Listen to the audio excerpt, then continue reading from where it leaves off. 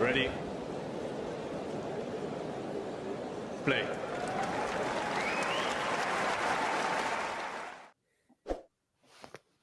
So nice. So nice. Love 40 now. As Carlos basically puts this to bed.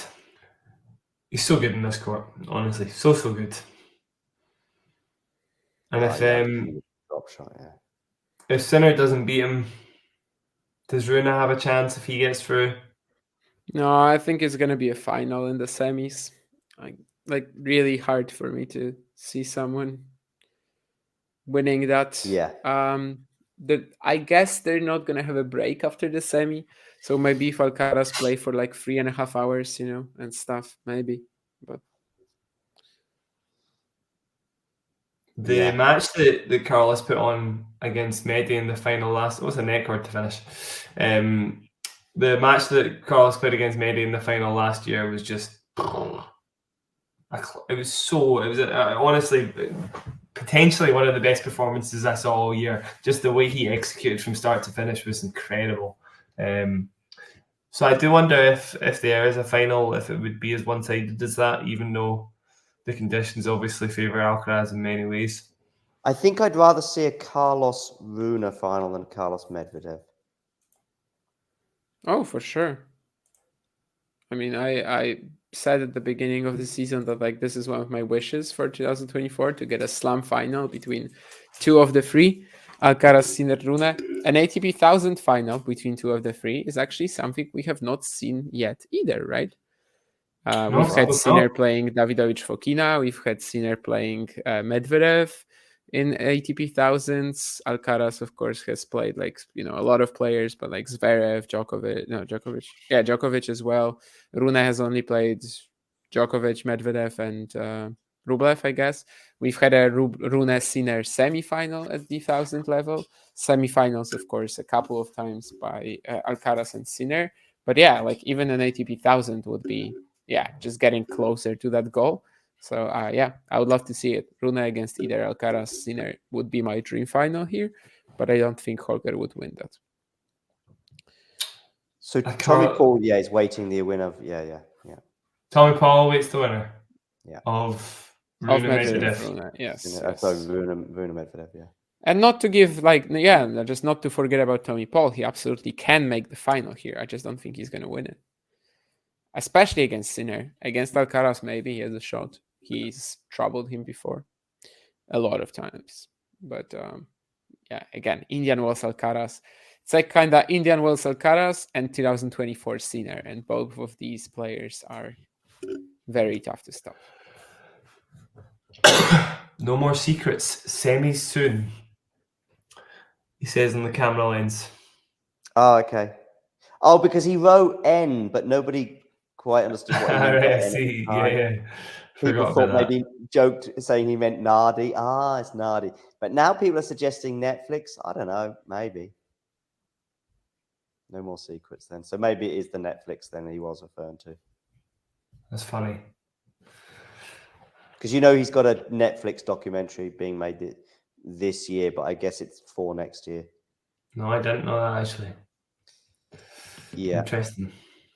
Yeah, so that was the NCU soon, right? That was the NCU soon. Possibly, yeah. No, but for sure, like that was going to be Netflix, yeah. I guess. The disparity between the average forehand and backhand speed of the two players is exactly 0 miles an hour, apparently. The two hit their forehand and backhand at exactly the same rate. Quite interesting. Just goes to show you that Alcaraz isn't necessarily hitting bigger than Zverev a lot of the time. I'm pretty surprised at that, actually. I don't know. Maybe I'm not sure if that's definitely right, but he's definitely hitting at a higher spin rate. What was that again? Forehand speeds were exactly the same. Alcaraz and Zverev? Yeah. Interesting, yeah. Yeah. I mean, even with the spin rates, you would expect that Alcaraz, just blasts a bigger ball than Zverev on the forehand. Yeah, sure. Normally, they're pretty correlated, but they aren't necessarily the same. Yeah.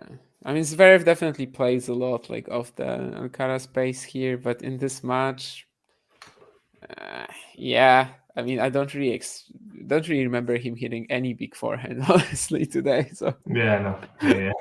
and Carlos at least had a few, massive winners that should have raised his average. Alcaraz, Zverev didn't. So yeah, it is a bit surprising for sure. Yeah. How do the drop shots actually sort of come into play there? Probably they don't use it, right? No, they don't. They definitely don't. I hope they don't. They wouldn't get counted as a forehand or backhand.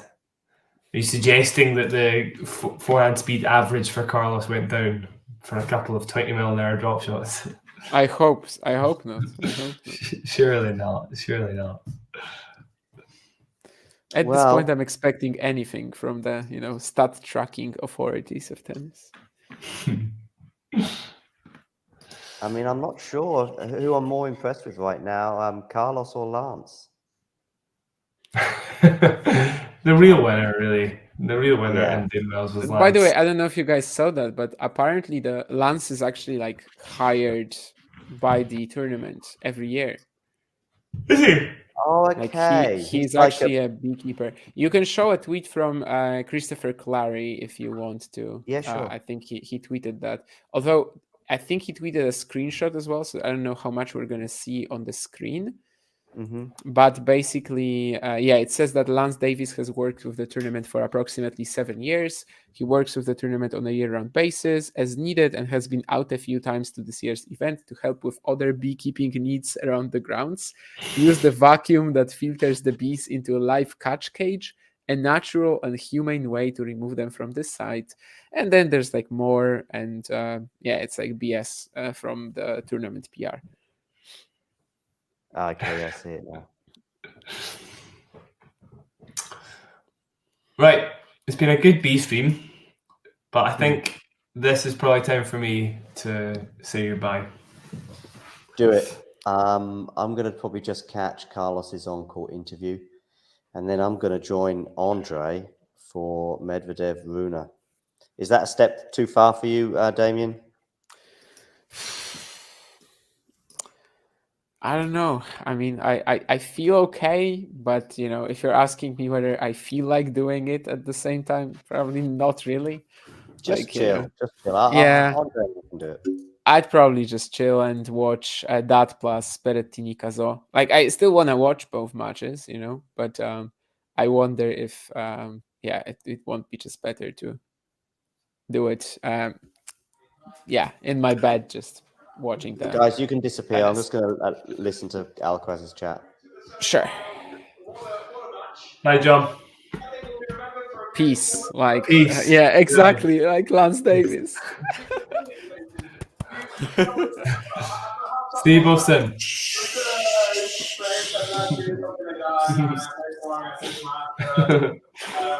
I covered all the Lance Davis moves. We were watching, the being matching on the TV over there, and we laughed a lot about the words from Mohamed. That being matching it was funny for me, it's going to be remembered for that, not for the training, not for anything else, but for the beast. But it was a great match. It was really focused on the locker room, waiting for the match, and I think I did pretty well the things before the match began again. Yeah, even when you came out though, you didn't seem 100% happy. But then you started so well, and your level just kept on getting better. It felt. Well, I'm not gonna lie, I'm a little bit afraid of the bees. It was seeing a few bees, warm up. So I didn't have my 100% with the bees over there. So I was a little bit frustrated because the referees told me that let's try, and I was not 100% sure about the start again. But once the match started again, I got to stay away from the bees and really focus on the match. And in terms of the performance, just finally, it felt like you were, like last year, using the whole court, not just left, right, but also standing very deep, using the drop shot. How happy were you with the way you used the court, especially looking forward to a semi-final that I think everyone's looking forward to against Mr. Sinner? Yeah, I mean, I'm really happy with the level that I'm playing, and of course the way that I'm using the core. I think it's really important for me, for my game, that the opponent don't know what's next. So probably I'm gonna return on the inside the core. Probably I'm gonna return, in the deep. In the deep part, so it's kind of confusion for them. So that's my style, that's my game, and I'm really happy that I'm doing that. Thank you. Okay, so that brings an end to today's stream, dominated by both Bees and Carlos Alcaraz. Everybody, thank you for tuning in.